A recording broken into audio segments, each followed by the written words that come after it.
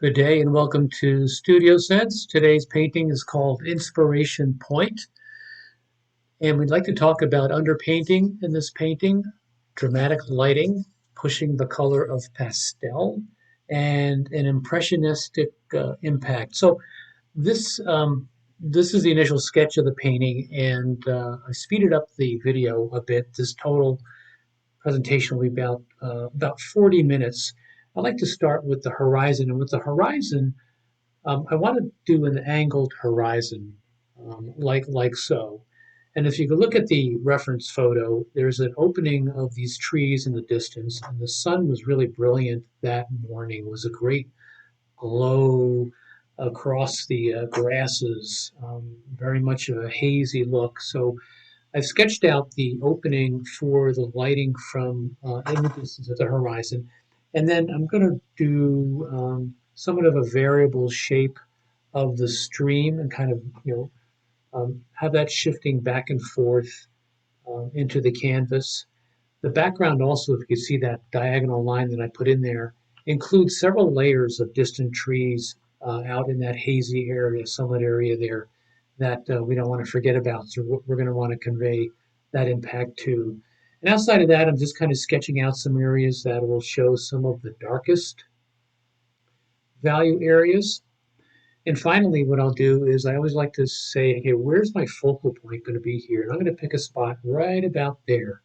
X marks the spot. That's the part where I'm going to have some of the lightest, brilliant sunlight coming from that specific area. My underpainting, I decided to do an acrylic red-orange color to cover up the, or to work underneath the greens. There's a lot of green in this painting, and that's typically an issue with a lot of spring and summer reference photos. So you'll want to vary those greens when we get to the pastels. At this point, though, the warmth of orange will help bring out the yellows and greens and some blues that you'll see in those glasses. So here I'm using acrylic paint with a foam brush. Very simple, just kind of covering as much of the sanded paper. I'm using a UART 400 grade sanded paper for this pastel. And I'll use a deeper reddish color, almost actually it's a red. Clearly it's a red for the shaded darker areas of the greens along the sides of the stream here. So that'll give me a guideline in terms of where most of the shade here is that I want to be reflected in this landscape. And I'll bring in another color. What I like to use in this particular instance will be a deep purple-blue mix, which you'll see shortly. And that's going to help to reinforce how dark the front side of that tree line in the background is. When you think about that light coming through so strongly, the front side is going to be very dark, and it looks dark in the reference photo. So I'm going to enhance it a bit by using this deep purple blue acrylic underpainting in that distance and really kind of map out the darkest portions of that part of the tree line. And there'll be layers of this light blue. I'll start applying a lighter blue as I get closer to the source of light. And what you'll see here is that we'll be applying lighter layers of pastel in this area to reflect not only the distance of the basically the three layers of vegetation that you see behind this front area of darker trees at this opening, but also the atmospheric effects, the haze and the fog. It was a warm, I believe it was a warm July morning. So the reason why I do underpaintings is, first of all, I like sometimes to use it as a complementary. So by using this red-orange, it's almost right, the complementary of green, certainly red is. And also, it helps to cover up the surface so that you could still get plenty of layers of pastel on top of the acrylic. This is washed acrylic. It's not textured at all. So so it won't provide any bumps in terms of when we're applying the pastel. Again, I'll go back in here. What I like about the water, if you focus on the reference photo for a moment, you've got reflections of those grasses in the shade hitting the water. So the water looks like it's dark, but it's really the shade reflections of the dark grasses. So I want to edge that out here a bit to also guide the work that I do in the pastel and keep those contrasts in here. So this underpainting, that's really all it was. It was the red orange and that deep blue purple color.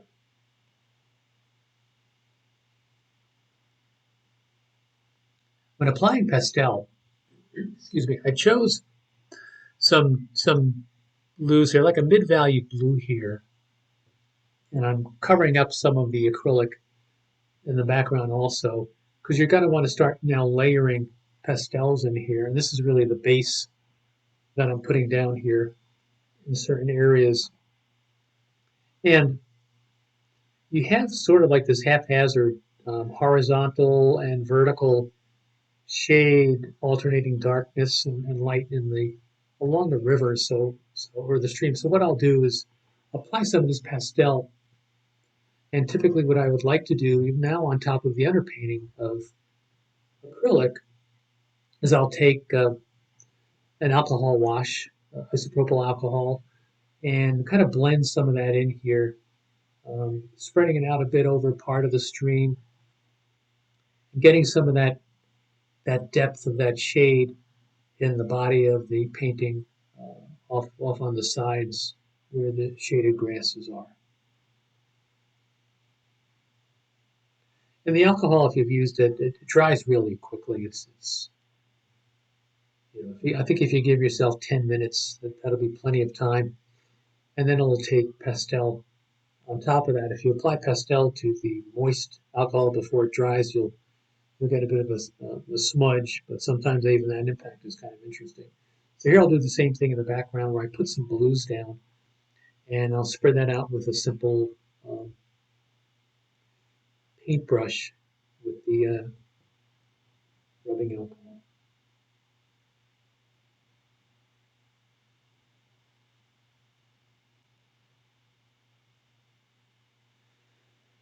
As I mentioned, there are several layers in that hole of light, if you will. So there's um, the furthest distance is going to be the lightest, and then there's even a layer closer to the dark trees on either side of this gap that are even a bit darker. I'll start with some light blues here and bring in some little darker blues. And ultimately, there's a green-gray type pastel that Unison makes that I favor for this particular scene. There's some of that greenish-gray um, color. It's a bit of a muted with gray in it, and it works quite well to reflect that distant, non-local color of green vegetation in the distance. So I'll apply that, and then what I like to do is to begin to bring in some color here. So we've got some deeper greens going in on either side of the foremost portion of this initial tree line in the background. Some folks have asked me about why I use black, because I do use black occasionally. In this painting I did not, but I do have a very deep purple that's almost a black. But black comes in handy if you're going to layer a similarly dark value color on top of it. And it can really add some nice impacts if you have a dark blue on top of a black or a dark red on top of a black. I find that it just creates a more visually appealing, more just a stronger effect of the pastel color. So you can see now the greens are starting to show at that initial part of the tree line. It's a matter of just going back and forth here. I'm working at the top of the canvas, which is what I would typically do, especially a lot of paintings have skies in them, so you want to start from the top and work your way down. Otherwise, you'll get sky dust on your landscape portions of your painting. You might not want that.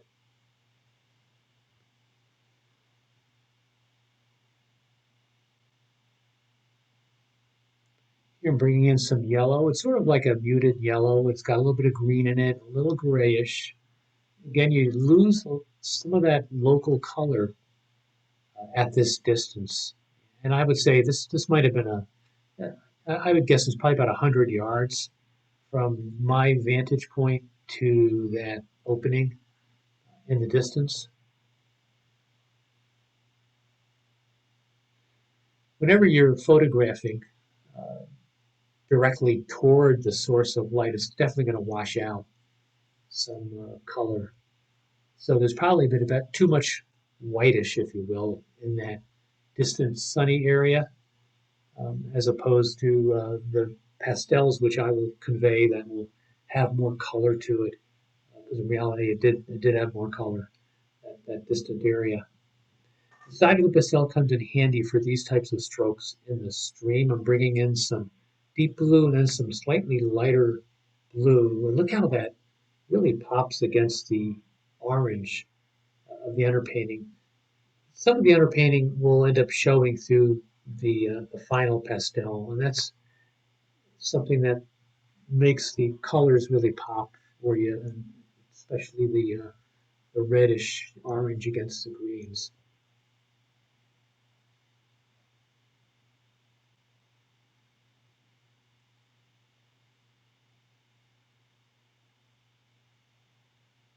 So this part of the process is really helping to refine the composition. The composition is now almost done when you think about it. There's a lot of grass to fill in all this empty orange space. Now we'll work some patterns in those grasses with the sunlight and the light that'll be bouncing off those grasses. So we'll convey that as well as some of the like in the lower right section of the reference photo you can see the lighter grasses and it's just a matter of a layering the darker values first and the lighter values on top of that, and you really build the depth of those bushes, masses of grass. There were literally just tall stalks of grass along this whole stream. The lighting now coming from that hole, it'll envelop the front edges of those dark tree masses on either side of the hole. I think that's really key. That's if you've heard about the concept of if you're painting a tree, sunlight will wrap around the edge of the tree, so it's not a solid edge of a line of the tree, but it should be muted in such a way that it's picking up some of the glow of sunlight behind that tree. Well, this is the same idea where you have that glow of light wrapping around those dark tree masses. Because there was so much light on these green grasses, I decided to use a lighter blue to start stroking the vertical um, structures of the grasses.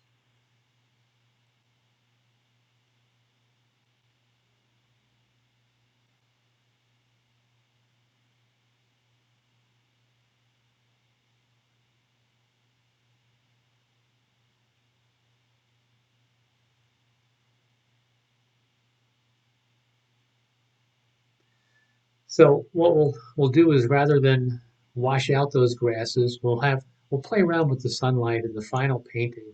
We'll have a bit of a pattern of light reflecting off the grasses and it'll have an impact on the water, and that's kind of like the fun part when you think about a green all these green grasses. It could be rather challenging how to break them up. So between shadows and highlights and different values of green and bringing in yellow and throwing in some other odd colors, like you think about it, you could take a dark value area and think about applying a color that might be rather unique and that you might not have really seen it in that spot, but try it out anyway. So that if you have let's say it's a dark green and maybe bring in a little bit of dark pink in there. You know what colors go really well together, which is actually very interesting to see juxtaposed is a blue and pink.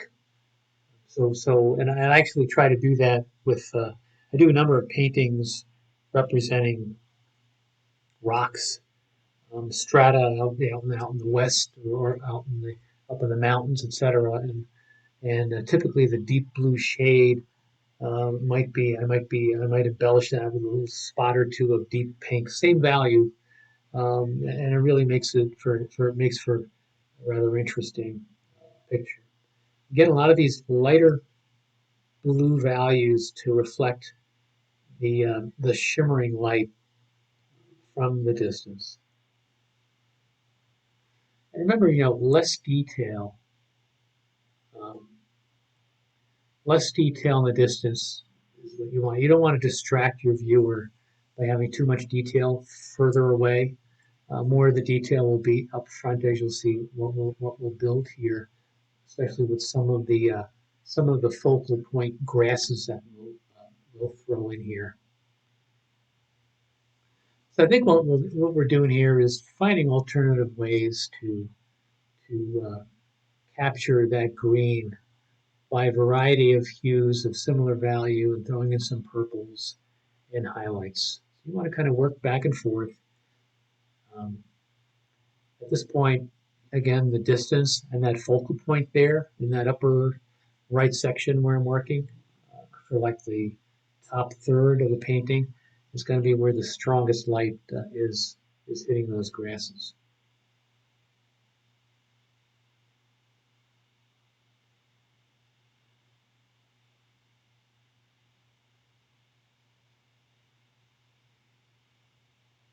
I like to use a palette knife to help soften edges, especially of the lighter grasses in the distance. Again, I'm working this on a very vertical perspective. Of course, the predominant grasses are vertical. There are some horizontal grasses, and we cannot forget to put those in, by the way. Those are really important. But they're horizontal grasses that break the pattern, right?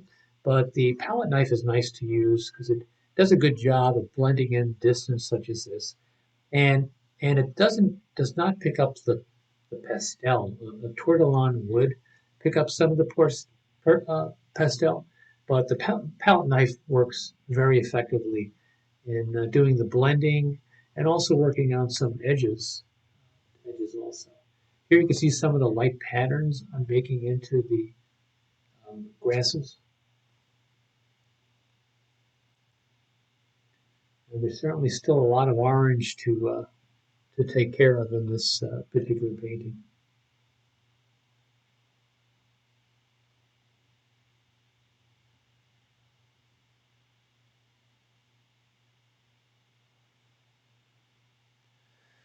My palette consists of some very light yellows, a variety of greens, as you can imagine, blues and purple. And that's actually most of the painting.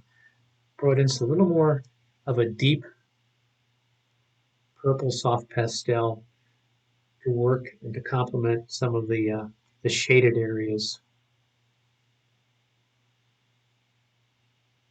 When you think about it, it's probably the lower half, a little higher than the lower half, maybe the lower 60% of this um, portrait-shaped landscape has a fair amount of shade in it. So we're going to kind of keep doing that with some more of these blues. And so these dark spots are the interior of the grasses. You don't want to apply a dark stroke of a grass on the outside because that piece of grass is going to be lighter than the other values. Now, some of the reflections in the water are being reflected here, or being done here. This is a very small, deep purple that I like to use that barely almost looks black, but it comes in handy in terms of this particular pastel. So again, we're really starting to work further on building the shaded grassy area of the painting. Actually, I have to apologize. I am applying black here, but what I will do is bring on a color, right? That's of slightly warmer and a slightly lighter value over that black. And the black will still retain that sense of depth and shade.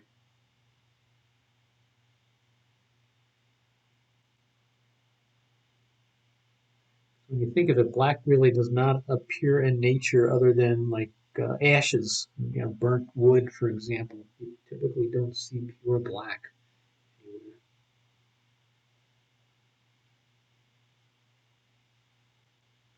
So working back and forth, I'm starting to add some more contrast of light versus dark. You see those tall grasses on the upper right, not far from the focal point.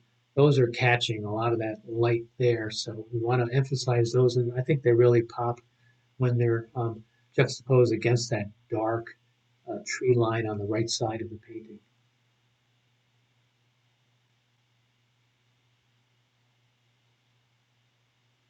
And notice what I'm doing here is I am bringing in some of the horizontal grasses just to break up that monotony and to reflect the fact that there are horizontal grasses in the painting. So you don't want to, obviously you've heard, you don't want to paint every grass, right? You don't want to kind of overdo it. I find that when you overdo a painting, then there's issues going on that you may not have recognized, but that there's some problem with the painting if you kind of keep working it and working it and working it. Something's going on here. So in this case, we're very loosely throwing in some horizontal strokes of kind of a mid-value green colors at this point.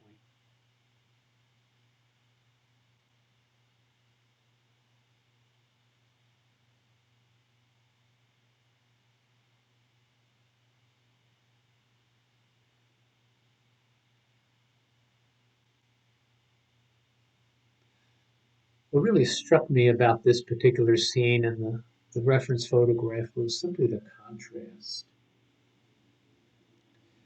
And I really I thought that as I looked at the reference photo, I thought that I could create a pastel with bolder colors, and you could see the water is a bolder blue, the background where the gap is of the trees is not as washed out as the photograph, and there's really a good opportunity here to bring in some really rich greens.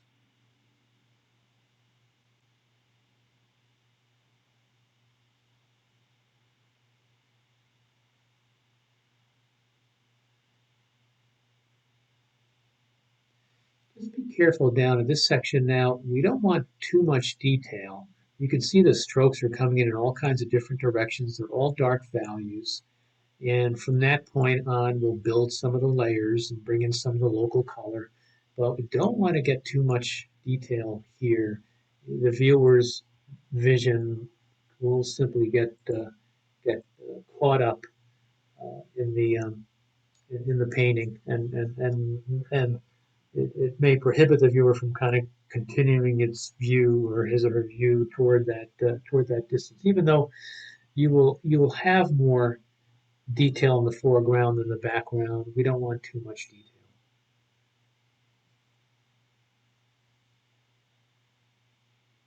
I use the palette knife also just to kind of cover up some of the underpainting if I don't want it all in there, but a little bit of it I'll leave popped out.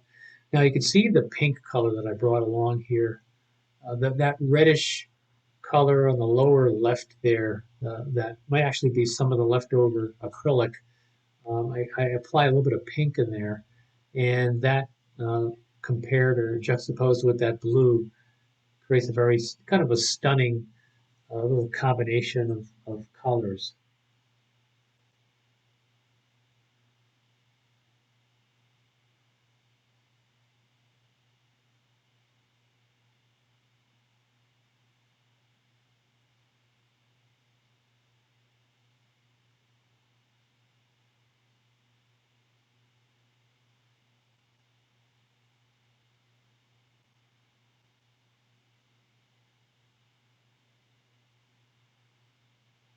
There are various highlights in the water, so I applied some lighter blue value in for certain spots of the water to and carry through some of the light that's emanating through the grasses and hitting the stream.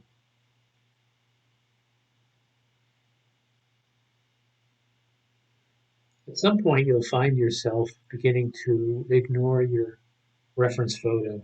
When I get the basics down of a reference photo, well, even probably more than the basics, the kind of the basic painting done.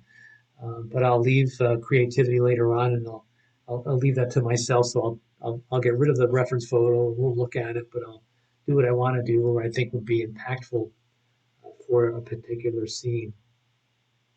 And typically, it'd be around this point in time, I might use less of the reference photo, more of my imagination in trying to bring out that pure color of pastel. It really becomes at some point your painting becomes a matter of personal preference. Technically, it may be fine. It may show good drawing, appropriate values and edges. Oh, there's my pink, by the way. I had to show it to you, but I kind of like the effect of that. It was kind of like a hot pink color against the blue. Um, but personal preferences is the point where you say, okay, now the painting is I'm just going to do what I want to do, what I like to do, but it may be technically correct, it may be appropriate, it may be able to be juried, and it would show. This painting was juried into the Pure Pastel exhibit for the Pastel Society of North Carolina, and uh, and it but you could make a couple of changes here and there, but at some point changes become rather minor, and you're almost better off just leaving the painting alone and saying, okay, it's done now. So is it correct from a technical perspective? Is the drawing accurate? Are there any errors we need to fix? Because there could be some problems here and there that we'll need to take care of in a painting. But I think at this point, the painting is almost done. Now, this lower area here, I'll do a little bit more filling in. But I'll also go back and forth and look at the pattern of light in the grasses and see how I could direct that pattern in such a pleasing way that it takes the viewer through the painting and then really enjoying the various portions of the stream and looking at the distance and how the light's enveloping those distant trees. So you could add highlights as emphasis. So that stroke that I just put in there, that grass, now brings my attention over there.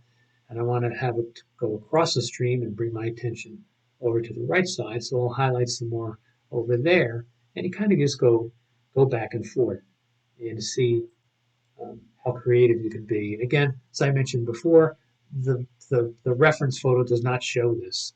So, but these are changes that the artist can make to make for a more pleasing landscape painting.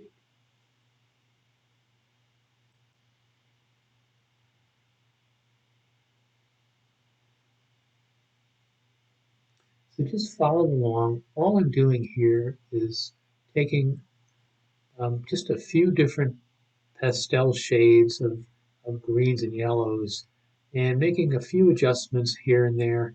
You never want a very dark area that's solid dark. You know that there's something in there, so you need to pick a value that's a little bit lighter than that dark section to convey that there's a mass or some type of a structure within that deep shade.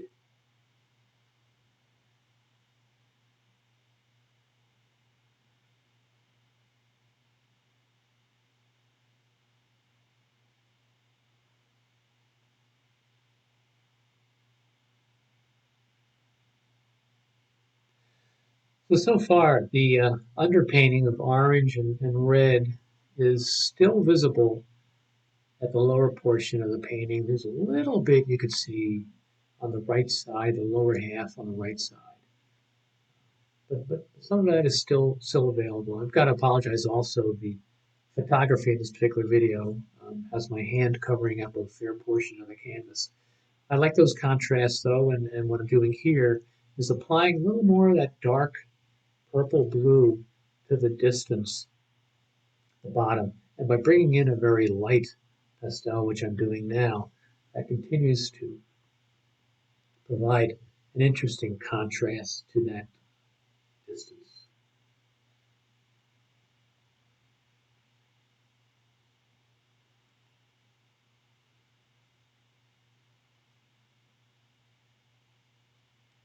This scene is from Sandra Richardson Park. It's in York Township near Saline, Michigan, southeast Michigan.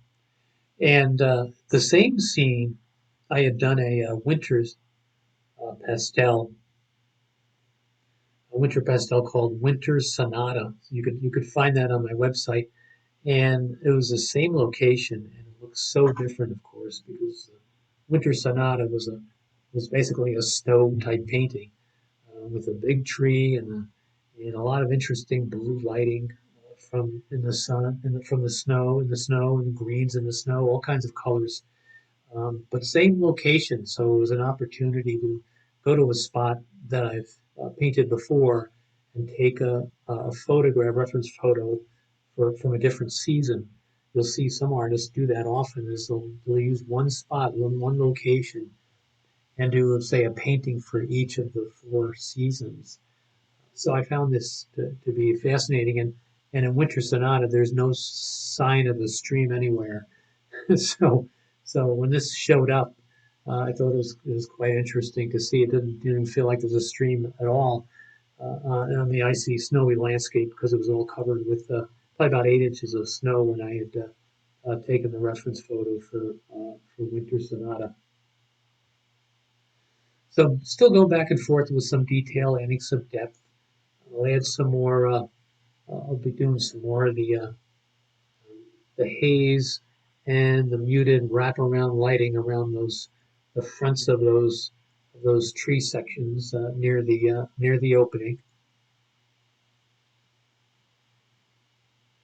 With a dark foreground, it kind of keeps us away from looking at it very much. The color's kind of pleasing, but if I had more bold, visible grasses in the foreground, that could uh, detract or distract the viewer from the main point of the scene. So I tried to keep the lower portion of this painting pretty loose. I wouldn't know when artist said this, but one artist said that landscape should start 50 feet away. And I think that was a good point, whoever that was that did say that. Um, because I have seen a number of paintings, and I've been guilty myself of doing a pastel painting with too much detail in the foreground, and it just doesn't work. It feels like it's a block, like a wall that's keeping you from looking at the rest of the painting. So keep that in mind. In this particular painting, I wanted to try to keep the lower portion pretty loose. I still like those reflections though, and I like how the light kind of envelops over the grasses and does capture some of the grasses closer to this foreground area, but not too emphatic.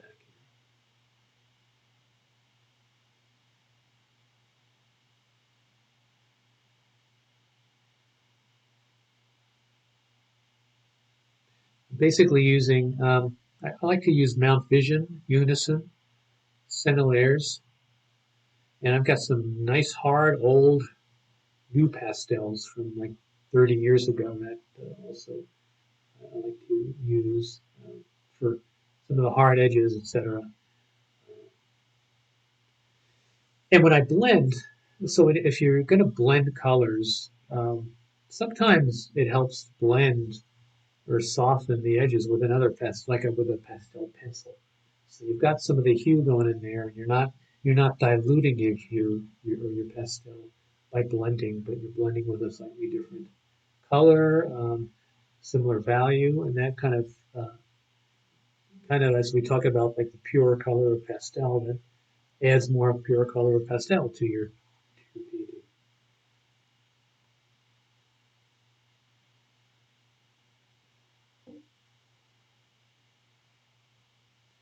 So notice now there's just more color in the lighter grasses out there. In the photograph, it's almost like a whitish light grasses and the greens. So I've added more variety in here, some very light pinks in the grasses, some yellows, a variety of values of green, and some of the hard highlighted edges are from Mount Vision pastel. I like to break my pastels into, and some of the very hard edges of those come in really handy, even without breaking them through. They do have hard edges enough visions do, and so I find them really useful for this type of work.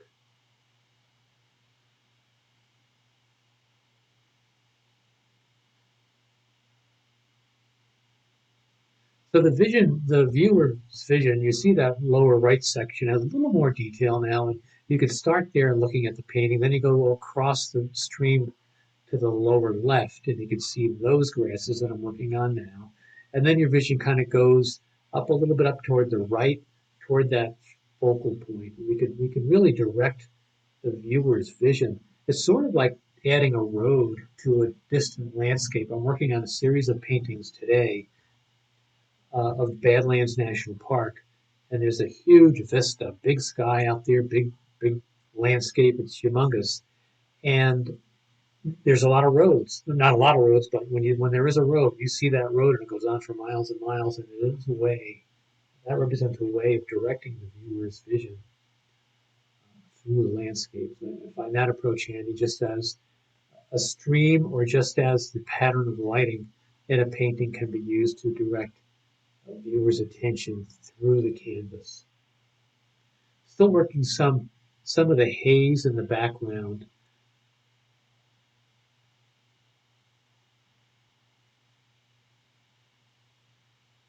Because you know there's something out there and you got to convey it somehow. And even if it's a little bit of a smudge of a slightly deeper value of that bluish gray color that I've got there, or that greenish gray, then that's fine because you know it's out there. And with your reference photo, and I use digital photos here, obviously, you can really zoom in on an area and see how it's composed, what's it made up of. And once you understand what it's made up of, that could help you convey what that distance might look like. So here's some more of that blending and hazing out of the enveloping light around the front of those two sides of the painting. Again, blending in and hazing out some of those edges. You certainly would not have a sharp edge that far out.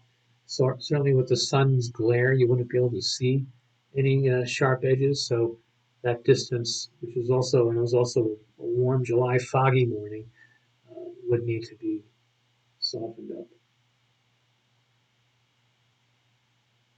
I think at this point I decided I needed to break up some of that blended distance. So kind of cut into it a bit there. Bring the same color, the same pastel down toward that focal point where I had placed that X before. And that area sort of reflects then that very bright section of that background, and see that edge there on that piece of vegetation showing that bright light from the early morning sun.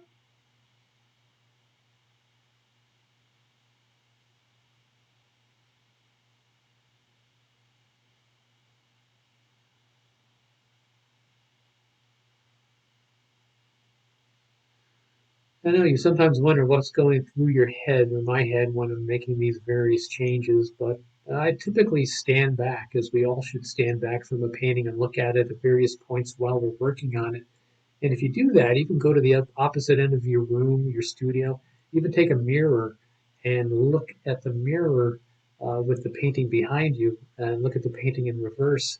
And you often come up with ideas as to where a little highlight or where a little darker spot might be placed in the painting to add more variety to it. But again, you're really at the point where you're doing personal preference changes to your painting, what you'd like to see here. But when I do that, I just want to create something that's providing more impact to the final uh, piece of art. Still softening up some of the edges on that tree line there. And this light bluish gray color and those gray greens, those unison gray greens came in handy in this particular painting. And this is a 9 by 12 on UART sanded paper, 400 grade. Very simple landscape. I'm trying to make the most of a simple landscape. And that's pretty much, that's about it. There's the final painting. You learn more about me and follow me on Instagram and go to my website. Email me any questions. Have a good day.